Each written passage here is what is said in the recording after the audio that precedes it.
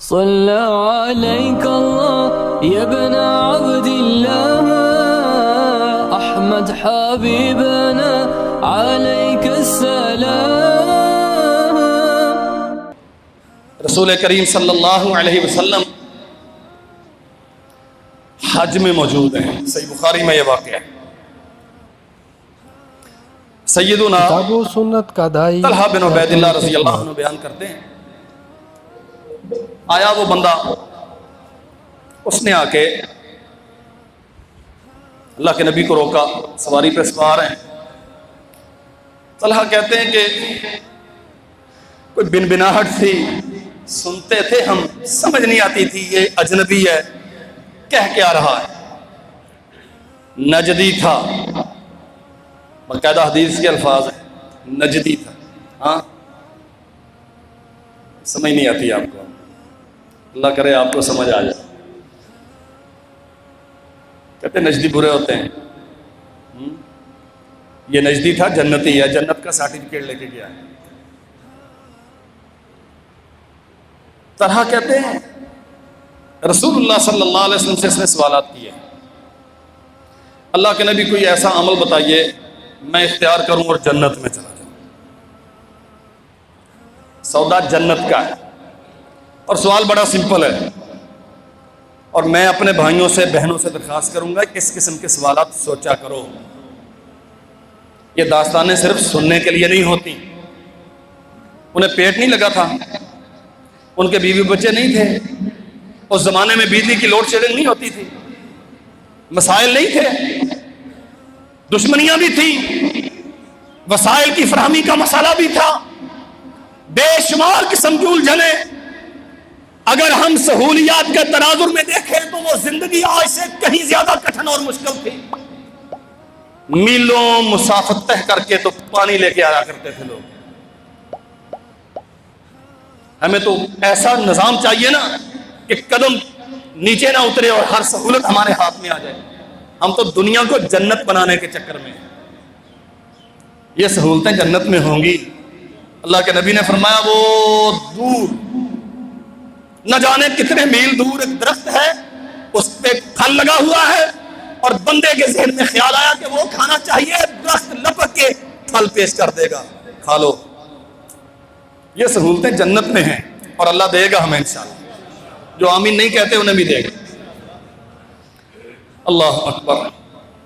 اس بندے نے، نجدی نے آ کے سوال کیا، اللہ کے نبی ایسا عمل بتائیے اختیار کروں تو جنت میں جاؤں. فرمایا رسول کریم صلی اللہ علیہ وسلم نے اچھا جنت میں جانا چاہتا ہے؟ اللہ کی وحدانیت، نبی کی رسالت، نماز کا قیام، اللہ صاحب نصاب بنائے تو زکوٰۃ کی ادائیگی، اور رمضان کے روزے. حج کا اس حدیث میں ذکر نہیں ہے. اہل علم نے لکھا ہے کہ حج کا ذکر اس لیے نہیں ہے کہ چونکہ یہ حج میں موجود تھا، اور حج زندگی میں ایک ہی بار فرض ہے، وہ فرض ادا کر رہا تھا. 4 کام رسول اللہ صلی اللہ علیہ وسلم نے بتائے. اللہ کے نبی فرماتے ہیں دن اور رات میں 5 نمازیں. حضور اس سے زیادہ کچھ فرمایا لا الا ان تطوع، اگر اور پڑھے تو نوافل ہوں گے، فرض یہی ہے. رمضان کے روزے حضور اس سے زیادہ کچھ فرمایا رکھو تو نفل ہیں، فرض اللہ نے یہی کیے ہیں.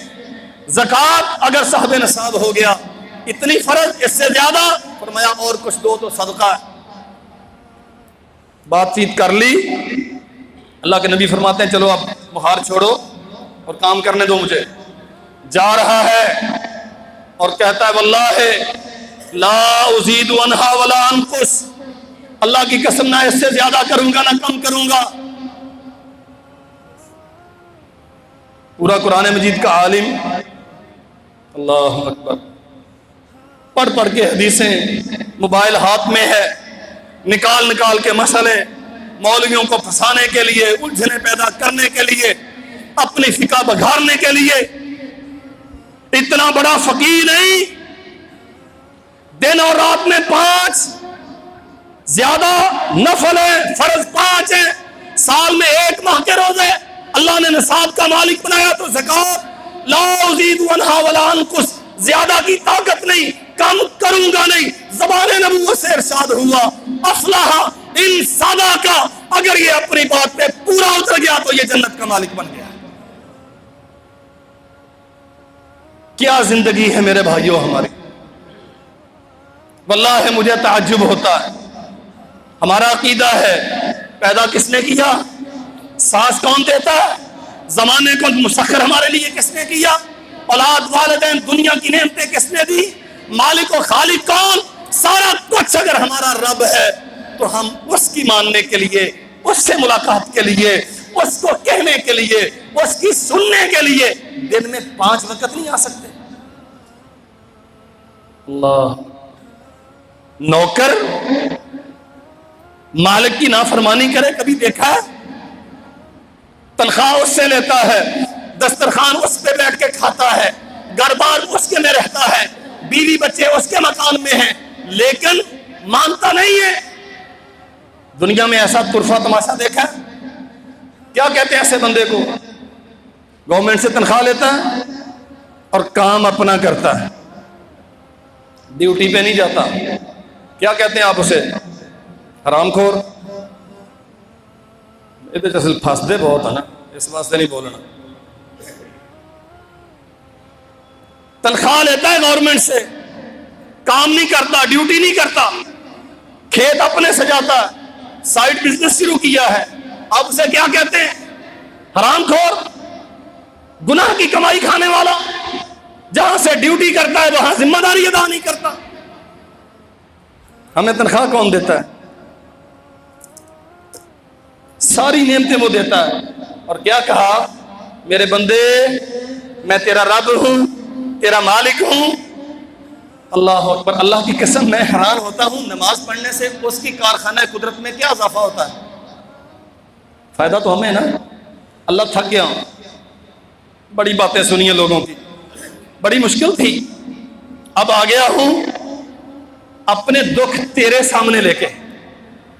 نبی کریم صلی اللہ علیہ وسلم بلال سے کہتے ہیں بلال اٹھو، اذان دو، ارحنا بالصلاۃ، نماز کے لیے اذان دو تاکہ ہم نماز پڑھ کے راحت حاصل کریں۔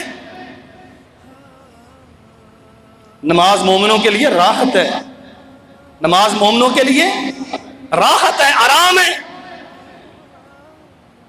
اور اللہ ذوالجلال والاکرام کی ملاقات ہے۔ مالک اپنے نوکر کو بلاتا ہے، سارا کچھ میرے بندے میں نے تجھے دیا ہے، 24 گھنٹے دن اور رات میں آرام کر، کاروبار کر، بیوی بچوں میں رہ، بس یہ 5 اوقات ہیں میرے لیے، نوافل کی، تہجد کی، اشراق کی، ضحیٰ کی، وہ تو باتیں بات کی ہیں، یہ 5 اوقات ہیں، فرض ہیں تجھ پہ۔ اس میں کنسیشن، جب دینے والا بہت زیادہ دیتا ہو نا تو پھر نوکر زیادہ توجہ کرتا ہے، کہتا ہے یار کیا ہے، وہیں سے لے کے کھاتا ہوں نا۔ تو ڈیوٹی میں 2 بار جانا اگر لکھا ہے تو میں 4 بار جاؤں گا، اور خوش ہوگا اور زیادہ دے گا۔ نوافل تو یہ ہے نا، اللہ نے ہماری ذمہ داری میں 5 مرتبہ حاضری لکھی ہے، پوری ترتیب بتائی ہے۔ اللہ ہمیں توفیق دے، ہم تہجد کے لیے اٹھیں، ہم اشراق پڑھیں، ہم ضحیٰ کا اہتمام کریں، ہم وقتاً فوقتاً نوافل کے لیے تغوّد کریں۔ یہ تو مالک کے ساتھ وارفتگی اور محبت کے کمال کا رشتہ ہے، اور قانون یہی ہے جو جتنی بار اس کے دروازے پہ جاتا ہے کبھی خالی لوٹتا۔ اللہ اکبر، لا ازید علی ھذا ولا انقص، حضور اس سے زیادہ نہیں کروں گا، کم بھی نہیں کروں گا۔ فرمایا افلح ان صدق، وہ جنتی ہے اگر اس نے اپنی بات پوری کر دکھائی تو اللہ اسے جنت میں داخل کرے۔ اللہ اکبر۔